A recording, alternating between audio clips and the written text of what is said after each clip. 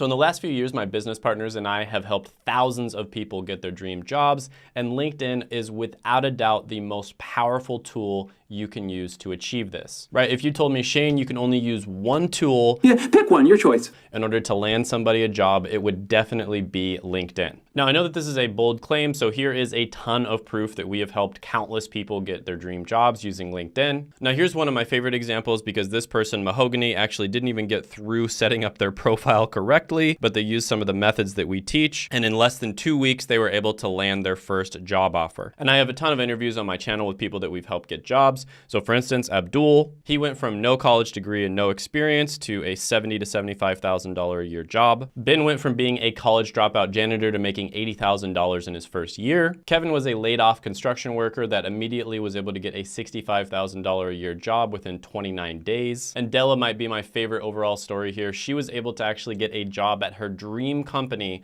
making over $100,000 a year in a month and a half. And honestly, there's a ton of other interviews, testimonials, reviews, etc. Just look on my channel. They're all there. You can even look these people up on LinkedIn. You can ask them personally if you'd like to. But the coolest thing about Della's story is that she was actually contacted by her dream company, right? So she set up her LinkedIn profile in such a way that the company actually contacted her. They reached out to her through LinkedIn and they wanted to interview her, and she was able to land her dream job. And much of that is due to how she set up her LinkedIn and how she used her LinkedIn profile strategically. And in this video, I'm going to reveal to you exactly how to do that. And I honestly believe my partner and I know more about how to effectively use LinkedIn than probably anybody else out there. And I'm also going to be taking you through what the profile of one of the students who was able to land a $70,000 a year job in just a few months looked like. And that story is going to be Ben, the one who went from a janitor to over $70,000 a year almost immediately. So if you appreciate this type of content and you want to see more of it in the future, let me know by body slamming the like button like The Rock, and let's go ahead and jump right into it. All right, so my first tip on LinkedIn is that you need to start right now. You need to start almost immediately. You know, if you don't have a LinkedIn, seriously, start one up right now and start adding people. And the reason for this is because you want to get to 500 plus connections as fast as possible. So on LinkedIn, once you get to over 500 connections, it just shows 500 plus. It doesn't matter whether you have 20,000 connections or 501 connections, it's just gonna show 500 plus. And this is basically like a weird way of showing that you have a lot of connections and you have like a lot of friends on LinkedIn. And it's one of those weird things that people judge you for. It's kind of like a blue check mark on Twitter or Instagram, except, you know, maybe not as impressive. And then the second reason you want to get to 500 plus connections is because you actually can't view many people's profiles until you have a certain amount of connections. And then you also can't contact people until you have connections as well. A lot of people will set their profile up in a certain way to where you have to know somebody who knows somebody in order to be able to even view them or contact them. So depending on how they set their profile up, you may need to know them through second or third degree connections. And on top of it, it'll make it much easier for recruiters and hiring managers to find you as well. So I have 3 suggestions to really speed this up. The first thing is when you're starting your LinkedIn profile, you'll be prompted to import people over from, you know, Gmail or your other email lists, etc. So I definitely recommend that you do that because that's going to give you some initial connections right off the bat. My second suggestion is to use what is known as LinkedIn Open Networkers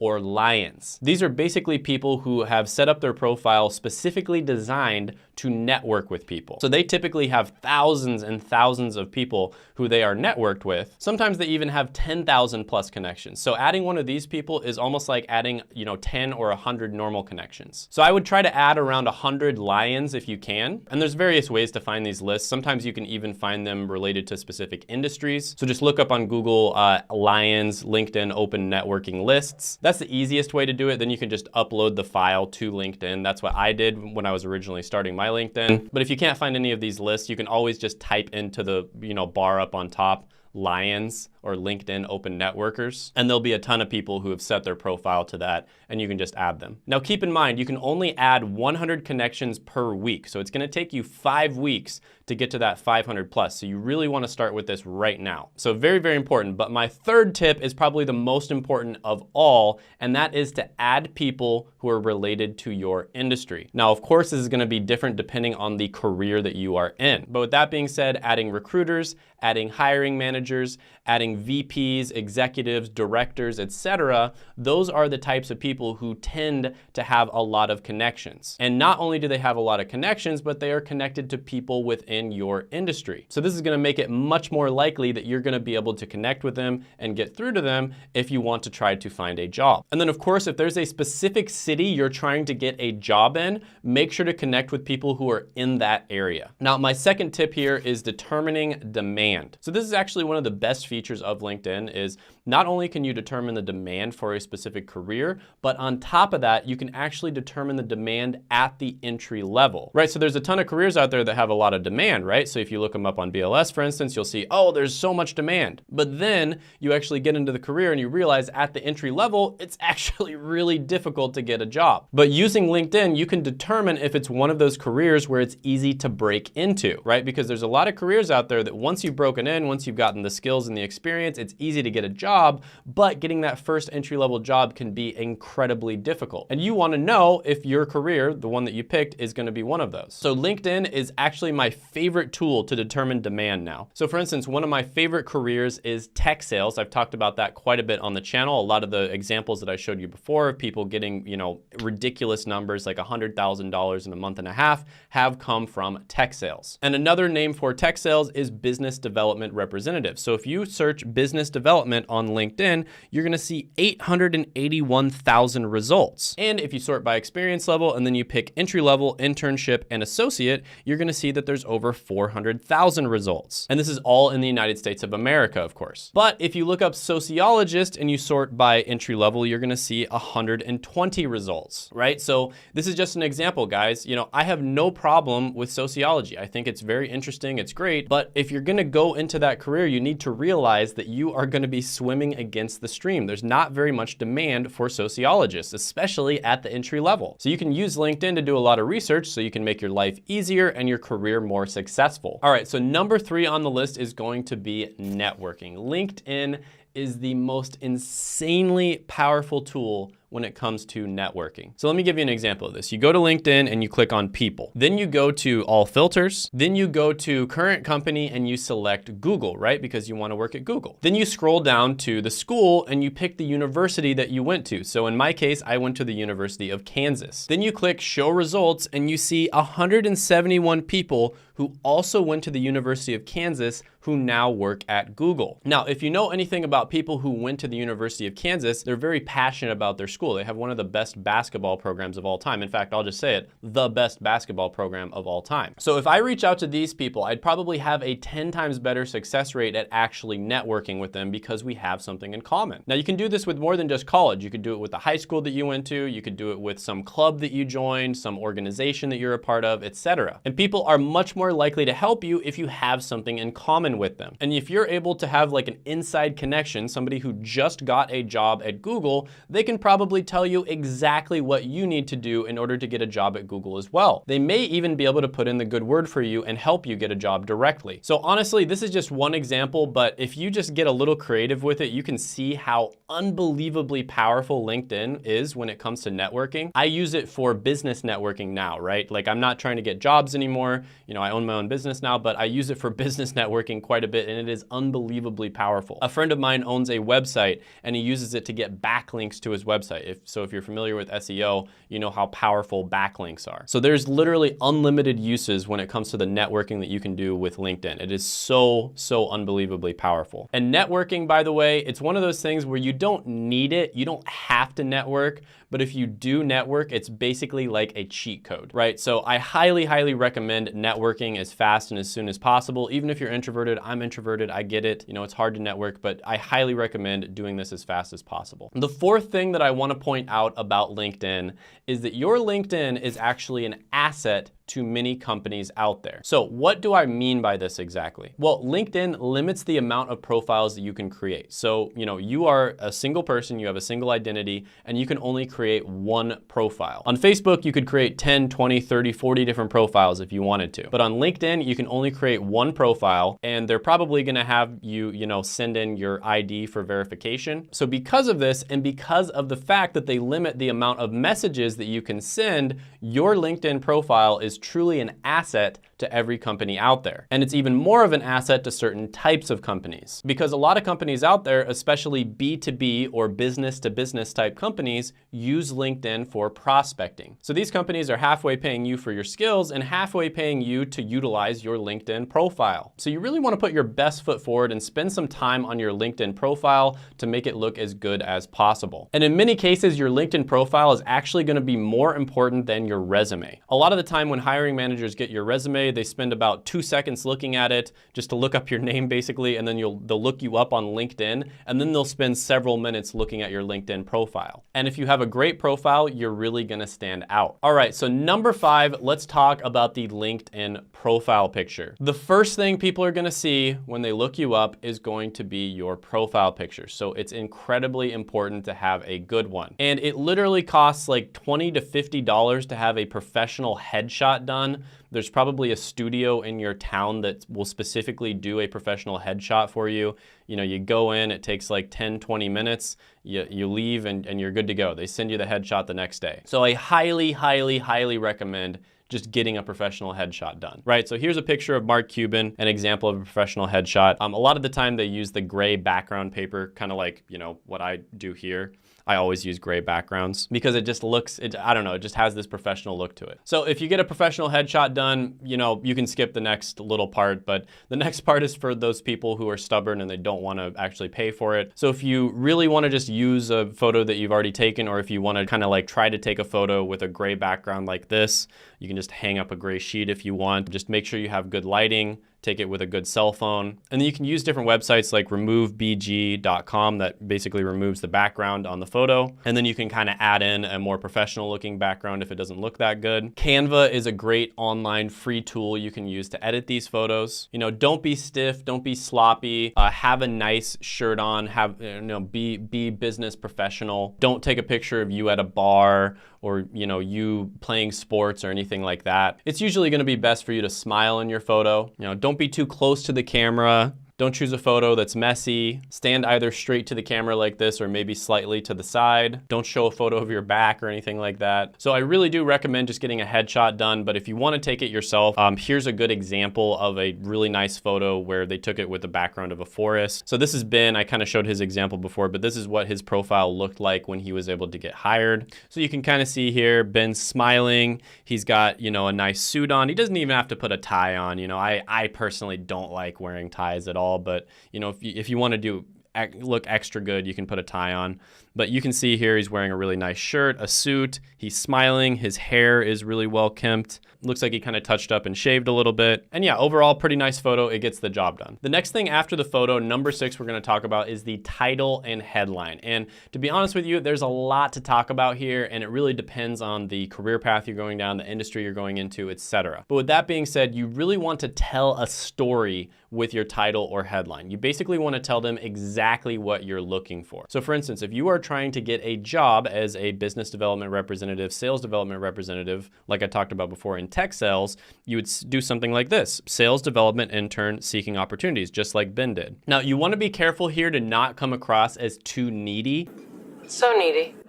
And this is where it kind of depends on the career path you're going down, the industry you're in, etc. When it comes to sales development representative, there's such an insane amount of demand for SDRs, BDRs, and just tech sales specialists in general that it's okay to come across as a little bit needy because there's just so much demand for them that it doesn't matter, right? So when you do something like, hey, sales development intern seeking opportunities, it's actually okay. There are so many companies out there that are looking for this skill set that it doesn't actually matter. However, if you're trying to get into an industry where there's a lot more competition, it might be better to say something like sales development intern open to opportunities, or just insert whatever industry you're trying to get into, open to opportunities. So that comes across as a lot less needy. Now, one thing you also want to notice about this headline is it says sales development intern. So that shows that he actually has some experience in sales development. So that's a little bit of a value add right there. So basically what he's communicating here is he has some experience in sales development and he's looking for a full-time position. So depending on what your goal is, you're going to tailor this to the industry or the business you're trying to get into. Keep this simple, communicate what you want, but at the same time, don't be too needy. Next, Number 7, we're gonna be talking about the About section. So use the About section to describe who you are, what you're looking for, and why. So a big mistake that people make, and I guess I should have said this with the headline, but a big mistake that people make is they basically say like, oh, I'm open to anything, I'm good at all these different things. No, you want to tailor your profile specifically for a very specific position that you're trying to get into, right? So if you're trying to get into tech sales, become a sales development representative, you need to tailor your profile to that specific position. And so what you want to do is become familiar with the lingo that that industry uses. So here's Ben's profile again, and we're going to talk about some of this stuff. So B2B sales, right? He doesn't say business to business sales there. He just says B2B because everybody in that industry knows exactly what B2B is. If you look a little bit further down, you see he uses terminology like spin and BANT. And if you are familiar with the sales industry, you're gonna know what those two things mean. You see he also uses the acronym of SDR, which is Sales Development Representative. And again, if you're familiar with that industry, you're gonna know what that means. And then see that he also talks about some books that people have probably read if they're in the sales industry. How to Win Friends and Influence People, one of the greatest books ever written. I've read it, it's great. Spin Selling, I've also read that book. And then Fanatical Prospecting, I haven't read that one, but I'm sure people who are in the sales industry and they've done it for a while have read Fanatical Prospecting. So you really want to try to tailor your background and explain your background in such a way where it's going to show them how it's going to be good for the position you're trying to get into. And then you want to use industry-specific lingo and also just demonstrate that you're really excited to get into that position. You're someone who's really passionate about it, you're excited about it. That sort of thing is contagious. If you're really excited about something, other people are going to be excited about it as well. Number 8, let's talk about experience and education. So obviously with your education, put that stuff here, that's great. If you have it, you have it. If you don't have it, don't worry about it. The world is changing and, getting a college degree is no longer necessary for many positions out there. And you can sort of spin this in a way that makes it seem a lot better than it actually is. Let's say you worked at McDonald's, for instance. Did you work at McDonald's or did you improve the financial transactions at a Fortune 500 company by 7.1% while maintaining a 4.9 out of 5-star satisfaction rating, right? So that's kind of an excessive example, but I think you get my idea here. You can make positions sound a lot better than they are. And you also want to try to be as specific as possible at exactly what you accomplish. So you want this to tell a story, right? Notice there that I said exactly what you're doing, but I also talked about a metric. And people that are hiring managers and just managers in general are going to be really honestly impressed by you if you're somebody who actually tracks metrics. Because typically, the only people who track metrics are the managers themselves. So if you're somebody who took the initiative to track metrics on your own and pay attention to that stuff, that is a really good sign. Now here's an example of somebody who worked as a waiter, and you can see in the accomplishments section, they put consistently achieved the highest tips week over week out of 7 servers, consistently achieved the highest total average bill out of 7 servers, right? So that shows that they're really good at upselling people, and they also have really good customer service skills, right? So they didn't necessarily show a metric there. It would be a little bit weird to track metrics as a waiter, but with that being said, they did show that they accomplished something. And with Ben, the example here, he was a janitor, but he called it a facilities supervisor. That sounds a little bit better than a janitor, even though it's technically the same exact thing. And you can see he really fleshed it out, every single thing that he did there. And, so even with something like a janitor, which society probably isn't super impressed with overall, just, let's be honest. I have nothing against janitors, but let's just be real here. You can still make it look pretty good. Number 9 tip on this list is going to be leveraging certificates and certifications. This is a massive, massive pro tip that just about nobody out there talks about. This is basically a cheat code right now. The first thing you want to do is identify certificates and certifications in your industry, in the career that you're trying to get into, that hiring managers and recruiters actually care about, right? So you're not trying to identify the certificate or the certifications that's the best one, right? That's not what we're trying to do. We are trying to identify the one that the hiring managers and the recruiters actually respect and care about. Those two things are not necessarily the same, unfortunately. Then you want to add in that certificate or certification on your LinkedIn profile. And you can add it in the education section oftentimes. You can also add it in the experience section. And then the third thing you can do is you can also make a post about it as well. And what this is gonna do is it's gonna allow you to be discovered by companies who are searching people through that certification, right? So a lot of the time, recruiters and hiring managers will actually search for people by the cert that they're taking or the cert that they've already taken. And the coolest thing is, even if you aren't done with the certificate or certification, you can still put it in these sections. right? So you just have to put that you're in the process of taking it. So you can see that Ben here put course careers and sales development specialization in the education section. And this is actually one of the ways that Della was able to be discovered. So she also put that she was going through course careers in the education section. And this company that was her dream company was actually partnered with course careers, and they really like the people that come out of course careers because course careers does a really great job training them. And this was her dream company. They reached out to her, wanted to interview her, and then she got a job offer for over $100,000. So she went from no experience in tech sales to over $100,000 in a month and a half. And you can check out that interview with her if you want. I'll put it here. And also, if you're interested in tech sales and using course careers, they do have a free training, which I'll put down in the description as well as the pinned comment below. Definitely check that out if you want to get into tech sales. And if you're interested in actually getting trained by them and then using their service where they actually get you guaranteed interviews with their partners, then you can also use my code down in the description, which is Shane50. And that'll give you $50 off. So the total price is $450, I believe. So the number 10 tip is a very basic one, and that is don't be controversial. This is a pretty obvious one, but don't put anything inflammatory or controversial on your profile. I think there's an acronym out there for things you're not supposed to talk about with people that you don't know very well. I think it's like politics, religion, how much money you make, these sorts of things. Like, don't talk about these things on social media. Okay, I'm sorry, but this is just a really obvious tip that for some reason some people don't do, right? Your job is not a place to spread your political beliefs, right? That's not the purpose of your job. The purpose of your job is to do work and provide value to society. So do not be that person who is soliciting other people to talk about these things when you barely even know these people. Number 11 on the list is kind of a general one, but just go ahead and nail the basics. So these are just some really basic things I'll go ahead and mention. First and foremost, check your grammar. There's free tools out there like Grammarly, for instance, to make sure you're not making any spelling or grammatical errors. Make sure you put any achievements, in education or experience that you have on there. Use keywords that are specific to your industry. So for instance, if you're trying to get an SDR or a BDR job, sales development representative, make sure that that keyword is somewhere in your profile. Upload your resume to your profile as well. And a pro tip here that's especially good for certain positions is actually, it's a great idea to make a portfolio, right? So if you're trying to get into an artistic type position, for instance, it's a great idea to make a portfolio. One thing you can do is actually make a personal website. Another thing you can do if you're trying to get into a coding position, for instance, is to make a personal website that links to all of your accomplishments. Some people use Notion for this as well. Notion can be really good to basically link to a bunch of your different projects and accomplishments that you've done. But yeah, some sort of project portfolio or a personal website is great for demonstrating your skills. And to get specific here, first you want to identify what skills hiring managers and recruiters are looking for. Then you want to make sure that you have those skills, and then you want to